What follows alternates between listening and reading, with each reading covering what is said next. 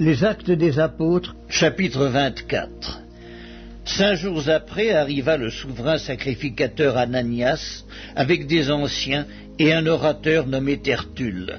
Ils portèrent plainte au gouverneur contre Paul. Paul fut appelé et Tertulle se mit à l'accuser en ces termes. « Très excellent Félix, tu nous fais jouir d'une paix profonde, et cette nation a obtenu de salutaires réformes par tes soins prévoyants. C'est ce que nous reconnaissons en tout et partout avec une entière gratitude. Mais pour ne pas te retenir davantage, je te prie d'écouter dans ta bonté ce que nous avons à dire en peu de mots. Nous avons trouvé cet homme qui est une peste, qui excite des divisions parmi tous les Juifs du monde, qui est chef de la secte des Nazaréens et qui même a tenté de profaner le temple. Et nous l'avons arrêté. Nous avons voulu le juger selon notre loi, mais le tribun Lysias, étant survenu, l'a arraché de nos mains avec une grande violence, en ordonnant à ses accusateurs de venir devant toi. Tu pourras toi-même, en l'interrogeant, apprendre de lui tout ce dont nous l'accusons. » Les Juifs se joignirent à l'accusation, soutenant que les choses étaient ainsi. Après que le gouverneur lui eut fait signe de parler, Paul répondit. Sachant que depuis plusieurs années tu es juge de cette nation, c'est avec confiance que je prends la parole pour défendre ma cause. Il n'y a pas plus de 12 jours, tu peux t'en assurer, que je suis monté à Jérusalem pour adorer.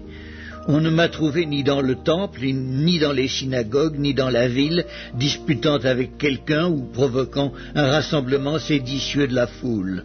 Et il ne saurait prouver ce dont il m'accuse maintenant. Je t'avoue bien que je sers le Dieu de mes pères, selon la voie qu'ils appellent une secte, croyant tout ce qui est écrit dans la loi et dans les prophètes, et ayant en Dieu cette espérance, comme ils l'ont eux-mêmes, qu'il y aura une résurrection des justes et des injustes. C'est pourquoi je m'efforce d'avoir constamment une conscience sans reproche devant Dieu et devant les hommes. Après une absence de plusieurs années, je suis venu pour faire des aumônes à ma nation et pour présenter des offrandes. C'est alors que quelques Juifs d'Asie m'ont trouvé purifié dans le temple, sans attroupement ni tumulte.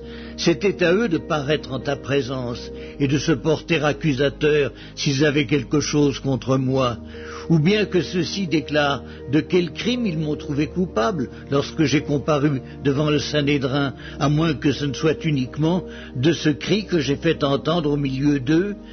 C'est à cause de la résurrection des morts que je suis aujourd'hui mis en jugement devant vous.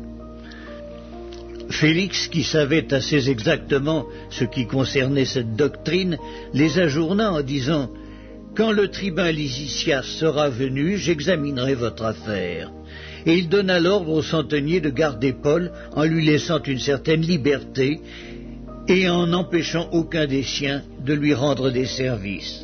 Quelques jours après, Félix vint avec Drusille, sa femme, qui était juive, et il fit appeler Paul. Il l'entendit sur la foi en Christ. Mais comme Paul discourait sur la justice, sur la tempérance et sur le jugement à venir, Félix, effrayé, dit « Pour le moment, retire-toi. Quand j'en trouverai l'occasion, je te rappellerai. » Il espérait en même temps que Paul lui donnerait de l'argent. Aussi l'envoyait-il chercher assez fréquemment pour s'entretenir avec lui. 2 ans s'écoulèrent ainsi, et Félix eut pour successeur Porcius Festus. Dans le désir de plaire aux Juifs, Félix laissa Paul en prison.